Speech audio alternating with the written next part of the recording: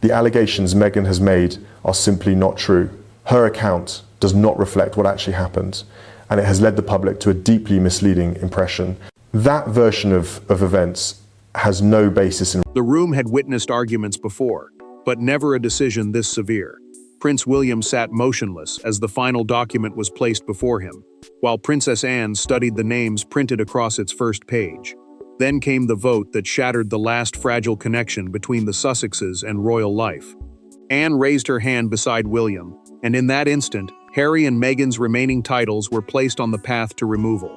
Before we go deeper into what this really means for the royal family, make sure to subscribe so you don't miss a single update.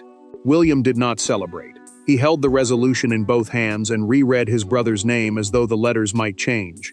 A resolution was a formal decision placed before the Royal Council for approval, but this one carried consequences beyond procedure. It would remove the couple's remaining titles, styles, and ceremonial privileges, cutting the final official bond between their private lives and the monarchy they had represented. Anne watched him. Her jaw tightened when Harry's military connections were mentioned, because those honors had once reflected service, loyalty, and belonging. She did not see her vote as revenge. She saw it as protection, painful and necessary for a crown weakened by years of mistrust, public accusation, and family conflict. William understood her reasoning, yet understanding did not make his hand lighter. Charles remained silent. The king looked toward an empty chair once associated with his younger son, then removed his glasses and placed them beside the papers. A royal family council was a gathering where senior relatives considered decisions affecting the institution, and everyone present knew the monarch could still stop the process. He could delay it. He could refuse it. He could choose the father over the sovereign. The silence stretched until Anne moved. She raised her hand beside William, and the balance changed instantly. Without the Princess Royal, the council would have remained divided. With her support, the measure crossed from threat to action. The future king looked at her, searching for hesitation, but she gave him none. Her expression carried grief, not doubt. Across the Atlantic, Harry's phone lit up with a sealed electronic notice. He opened it once, then again, his face hardening as the meaning settled. Meghan asked what had happened, but he did not answer. He simply turned the screen toward her. She read William's name, then Anne's. This was not another warning from the palace. It was the beginning of permanent separation. While Anne and William left Windsor carrying the weight of what they had done, Harry stared at the message in California, and the words struck at wounds far deeper than any title. Before the titles, before the interviews, and before the accusations, William and Harry were two boys bound together by loss. Yet grief did not keep them united. It hardened them in different ways. One stepped closer to duty, while the other moved further from it. Now, as William's vote reaches California, the brothers confront the cruelest truth of their relationship. The crown has finally demanded that one choose the monarchy over the other. Harry read the notice twice before pushing his chair away from the table. He did not shout, not yet. His eyes remained fixed on William's name beneath the resolution, and when he finally spoke, his voice was almost too quiet to hear. His brother had chosen the institution over blood. The words carried years of anger, but beneath them sat something more painful. The shock of realizing that the final decision had come from the person who once understood his grief better than anyone. Meghan watched him carefully. She remained calm until she reached the clause restricting future use of royal styles, the forms of address that publicly connect someone to the sovereign and the crown. Her expression changed at once. Those words were not just ceremonial. They carried global recognition, influence, and value. Losing them would affect how the couple was introduced, how their work was received, and how the identity they had built after leaving Britain would survive. William had already faced that truth at Windsor. As Prince of Wales, the title given to the monarch's direct heir, he believed the future of the monarchy now rested heavily on him. Every unresolved battle with Harry weakened public confidence and threatened the institution he was expected to lead. Yet responsibility did not erase memory. The future king still remembered the brother who had walked beside him through their mother's death, even as duty now forced him to stand against that same man. Anne understood the cost as well. The Princess Royal, the title traditionally given to the monarch's eldest daughter, had defended Harry during earlier family disputes. She had urged patience when others demanded punishment. But patience had become permission, and loyalty had begun to look like silence. Her vote showed that she no longer believed private affection could excuse public damage. William had personally asked her to attend the council. He knew Charles might hesitate, and he feared the meeting would collapse into another emotional argument without someone strong enough to hold the room together. Anne had agreed, but she had made one thing clear: no one would control her vote. Harry rose from the table and refused to answer through secretaries. He sent one sentence directly to Windsor. He would accept no final decision until William faced him and explained why Anne had stood beside him. The message reached the palace before midnight, but the confrontation Harry believed began with a vote had started weeks earlier, during one private ceremony that became the point of no return. Every royal rupture has a moment that later appears inevitable. For this family, it was not a televised interview or a public accusation. It was a closed memorial service where one unexpected gesture transformed private tension into open defiance. William watched in silence. Anne noticed what others tried to ignore. Charles attempted to keep the peace. But before the ceremony had ended, a decision had already begun forming, one that would eventually reach Harry and Meghan in California. Months of warnings had already tightened the atmosphere around the family. Palace advisors had grown concerned that the Sussex titles were being used in ways that blurred private business with official royal authority. A royal style was the formal wording attached to a person's rank and position, and every public use of it carried the weight of the crown. Charles knew the danger, but he still resisted punishment. The king believed private agreements could protect the monarchy without destroying what remained between him and Harry. The memorial changed that hope. At Windsor, the family gathered to honor Queen Elizabeth, the late monarch whose memory still held them together even after her death. Everyone had agreed that no formal titles would be emphasized. The ceremony was meant to feel personal, not political. Then Harry quietly instructed an aide to announce him using his full royal style. The words were spoken, and the room shifted. William did not react at once. He waited until the service ended, then followed his brother into a narrow reception room. The prince asked why he had broken the agreement. Harry's expression hardened. He answered that no council had the power to erase who he was, and before William could respond, he turned away and left. Anne had heard everything. Standing near the doorway, the Princess Royal understood that the argument was no longer about wording or tradition. She later told William that Harry had revealed something far more serious. He would challenge any boundary that reduced his status, even when the family had agreed to it together. The future king listened, but the warning cut deeper, because it came from someone who had once defended his brother. That evening, the crisis widened. A palace aide discovered that Meghan had approved a public announcement describing the memorial appearance as proof of the couple's continuing royal significance. The statement directly contradicted the private arrangement Charles had worked to preserve. William entered his study alone. He removed an old photograph of himself and Harry from a drawer and placed it beside the first draft of a title removal resolution. He did not sign it, but he did not destroy it either. The memorial had turned a family disagreement into a constitutional threat, and when Harry later demanded to face William, the prince knew their next conversation could destroy whatever brotherhood remained. There were no aides in the room, no prepared statements, and no cameras to soften what followed. Harry entered expecting an explanation. William entered carrying years of frustration he had never expressed directly. Between them sat a single copy of the resolution bearing Anne's vote. Neither man reached for it. For several seconds, they simply stared at one another, two brothers who remembered the same childhood, but no longer agreed on what loyalty, duty, or family meant. Harry had insisted on meeting inside a secluded Windsor sitting room, with no courtiers, lawyers, or communications advisors present. Courtiers were senior palace staff who managed royal duties and protected the institution from public damage, but he wanted none of them there. He believed they would turn a family wound into procedure.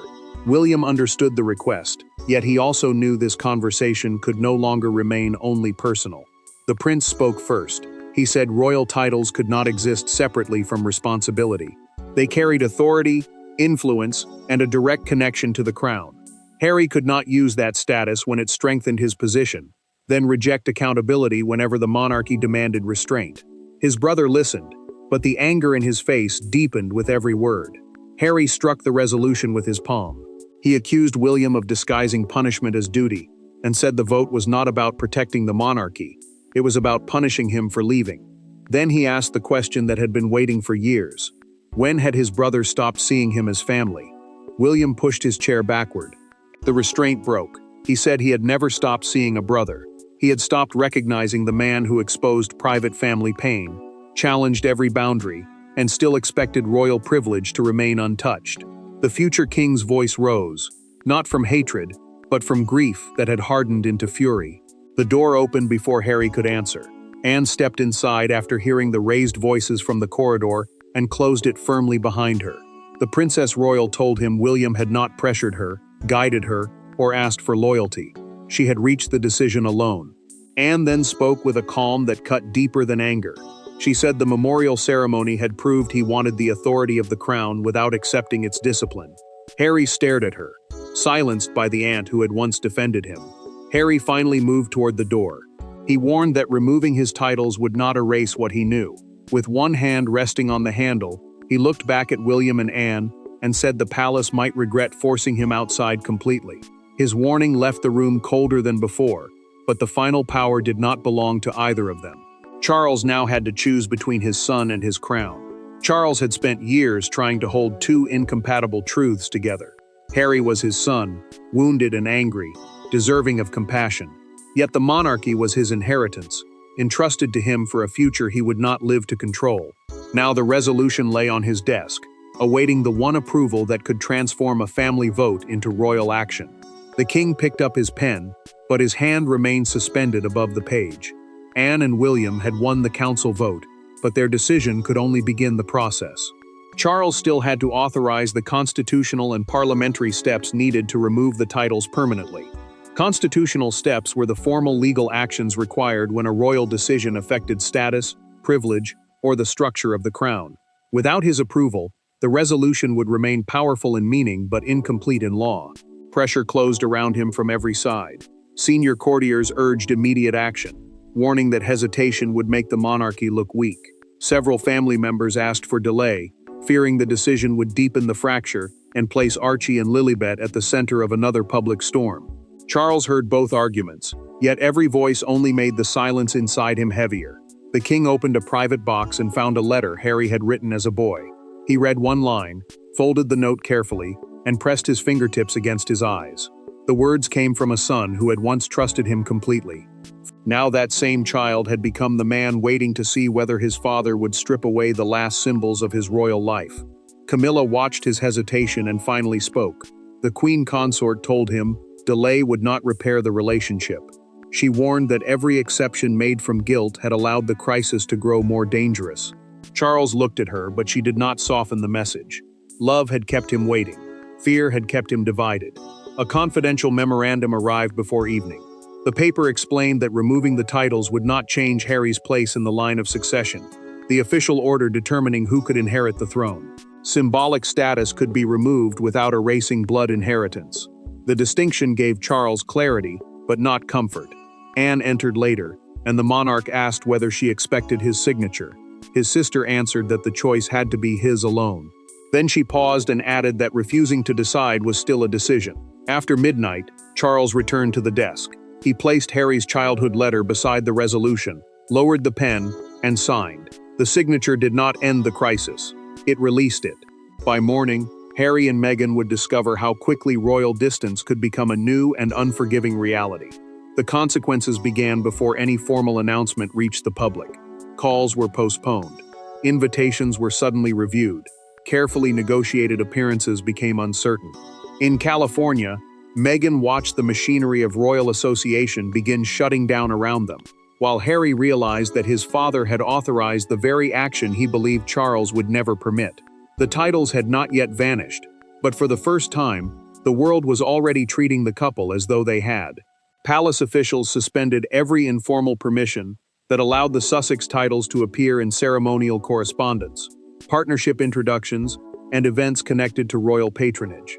A royal patronage was an official link between a member of the family and a public organization, giving that cause prestige and visibility.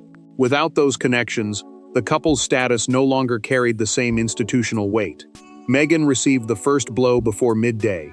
An organizer informed her that a planned international appearance would be postponed until her official position became clear. She ended the call with controlled politeness, thanked the organizer, and placed the phone on the table. Only then did her fingers begin to tremble.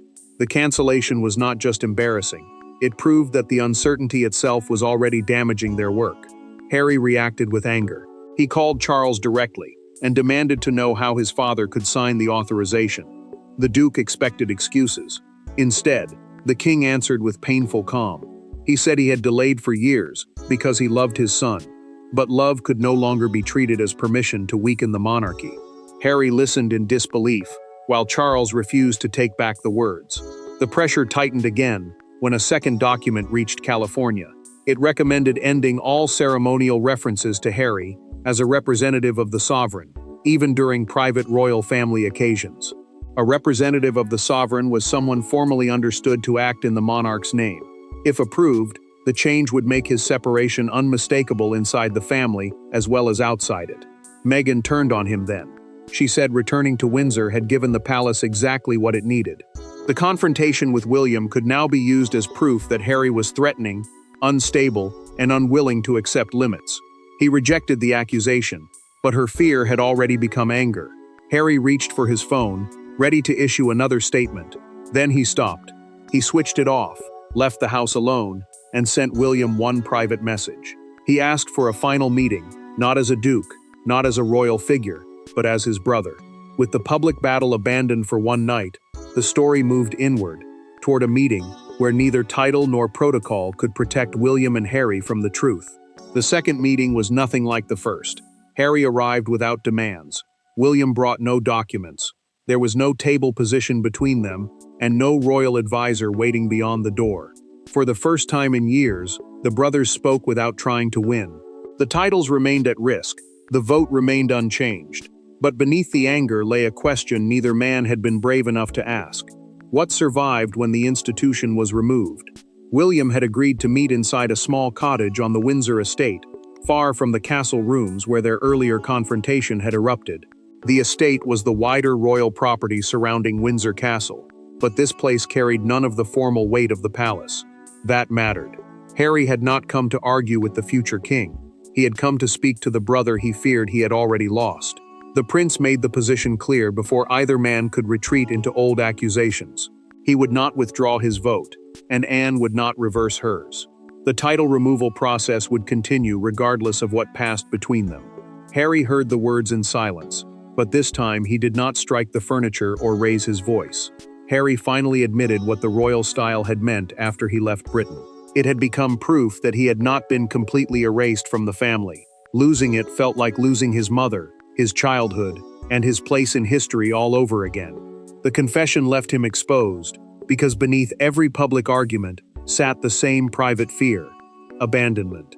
William answered with a truth of his own. He said he had spent years fearing that every private conversation could become public. Love could not survive where trust was repeatedly treated as material for another battle. The future king did not accuse him with anger. He spoke with exhaustion.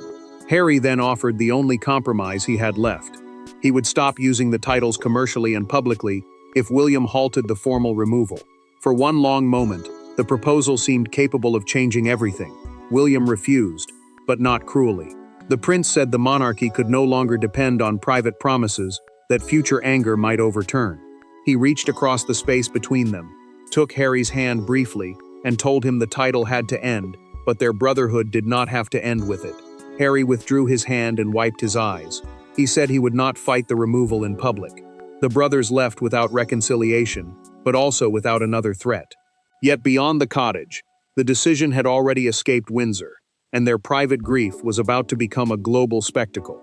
By sunrise, the private vote had become the only story in Britain. Newsrooms abandoned their schedules. Palace barriers filled with cameras. Supporters praised Anne and William for defending the crown, while others condemned the decision as an act of family cruelty disguised as duty. Yet one image captured the mood more powerfully than every debate. A newspaper held against the gates of Buckingham Palace, carrying two brothers' faces beneath a headline announcing the end of Harry's royal identity. Buckingham Palace confirmed that Charles had authorized the formal process to remove Harry and Meghan's remaining titles following the Windsor Council vote. The palace announcement was an official statement issued in the monarch's name, carrying far more weight than private family correspondence. It made the decision public, placed the crown behind it, and ended any hope that the conflict could still be contained inside Windsor. The statement used careful language. It insisted that the couple's private place within the family would not change, even as their final ceremonial and institutional privileges were removed. Yet the distinction sounded almost impossible. Harry could remain a son and brother in blood, but he would no longer carry the formal status that had connected him to royal duty. Meghan would remain part of the family's history, but outside its official structure. Anne faced the cameras first. As the Princess Royal left an engagement, a reporter asked whether she regretted voting against her nephew.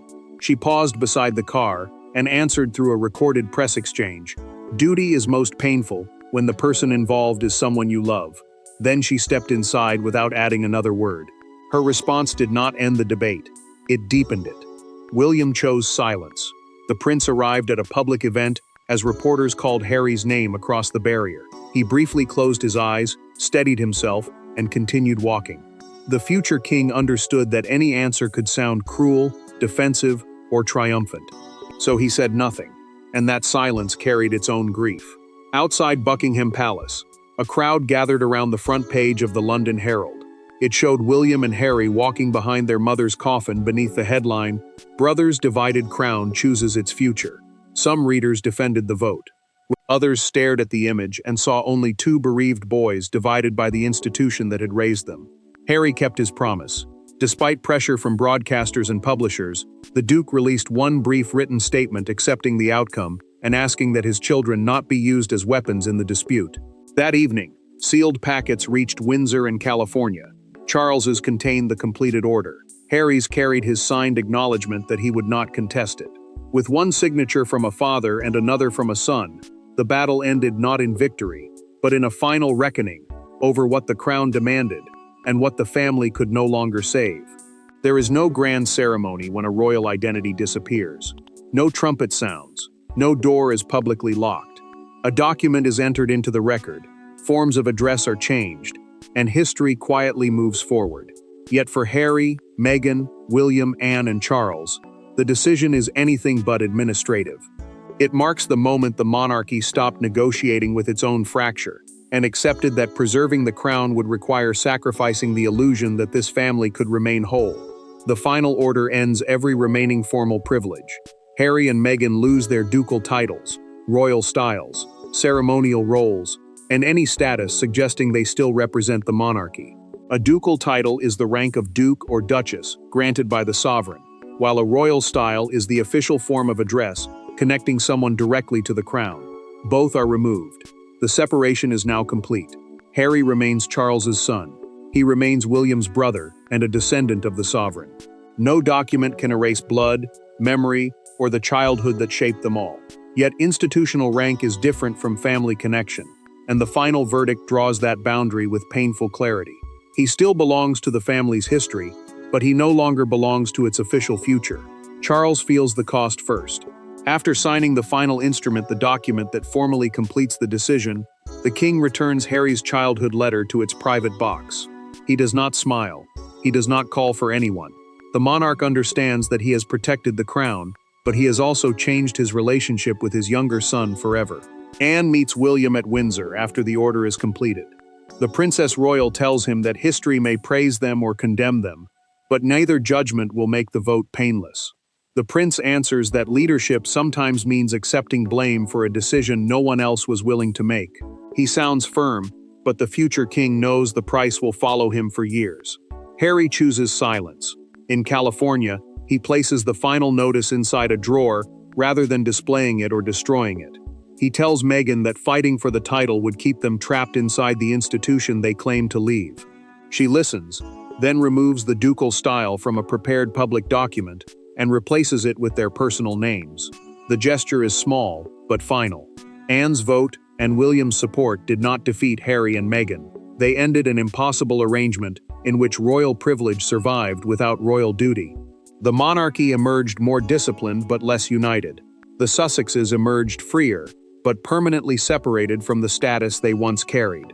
No one truly won, but the uncertainty ended. The boundary became final. and the Crown chose continuity over reconciliation. The vote began as an attempt to protect the monarchy, but its lasting meaning was deeply human. Titles could be removed by law, while love, resentment, grief, and memory would remain long after the final document was closed. Thanks for watching. Please don't forget to like and subscribe, and we will see you in next one.